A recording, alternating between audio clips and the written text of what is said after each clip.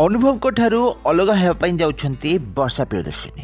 गत दिन मानक कोर्ट को ऑर्डर आसी जाइछि कि अनुभव वर्षा ठारू डिवोर्स नहीं पारिबे। ताले एही खबरटी सोशल मीडिया रे एबे भाइराल हेबारे लागिछि।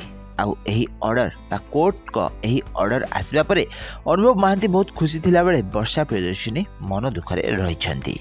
ताले आगामी किछि दिन मध्यरे अलग होगापी जाउछंती अनुभव आउ वर्षा। तो आपण मैंने जानी कि अनुभव और वर्षा दुहे परस्पर को शूटिंग सेट्रु ही भल पाए बह बंधन में बांधि होते।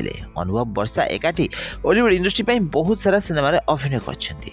सिनेमा अभिनय कर सारा ओडिशार लोक मानकु जीतबारे सफल होइछंती।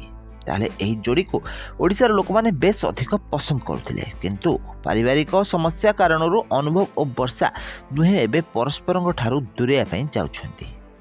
तो अनुभव महांती एबे हाईकोर्ट रे केस जीति नहीं। गत दिन मानक कोर्ट को ऑर्डर अनुसार अनुभव महांती और वर्षा प्रियदर्शिनी एकाठी रही पारिबे नाही किंबा अनुभव वर्षा ठारू डिवोर्स नहीं पारिबे नाही। आउ एही ऑर्डर विरुद्ध रे अनुभव महांती हाईकोर्ट रे अपील करथिले। आउ यापर अनुभव को सपक्ष रे ऑर्डर होइतिबा कथा सुनियाक मिलछि। आउ एही कारणरू अनुभव महांती एबे बहुत खुशी रे रहिछंती। कोर्ट को ऑर्डर अनुसार आगामी दिन मानक अनुभव महांती वर्षा ठारू अलगा होई पारिबे। ताले फ्रेंड्स आगामी किछि दिन मध्यरे अनुभव वर्षा अलग होया पई जाउछन। ताले आपण मानको ए जोड़ी केमति लागे कमेंट